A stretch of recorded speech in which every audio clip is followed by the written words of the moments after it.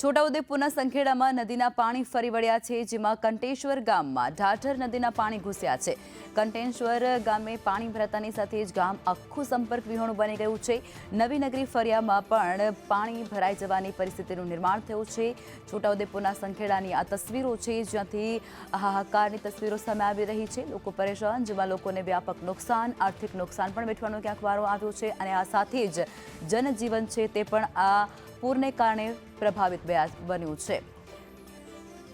સંવાદદાતા સંજય જોડાઈ ચૂક્યા છે, વધુ વિગતો સંજય આપશે। સંજય, સંખેડા અત્યારે જળમગ્ન થયું હોય તે પ્રકારની સ્થિતિ, એક આખું ગામ સંપર્ક વિહોણું થઈ ગયું છે। સંખેડા તાલુકામાં 5 ઇંચ જેટલો ભારે વરસાદ ખાબક્યો છે। સાથે સાથે કંટેશ્વર ગામ છે તેની પાસેથી ઢાઢર નદી પસાર થાય છે। ઢાઢર નદીના કેચમેન્ટ વિસ્તારમાં સારો એવો વરસાદ પડ્યો હોવાને કારણે ઢાઢર નદી અહીંયા બે કાંઠે થઈ છે અને તેના પાણી કંટેશ્વર ગામના નવી નગરી ફળિયાની અંદર ઘૂસ્યા છે। નજીકમાં આવેલી પ્રાથમિક શાળા સુધી પાણી પહોંચે એવી સ્થિતિ છે।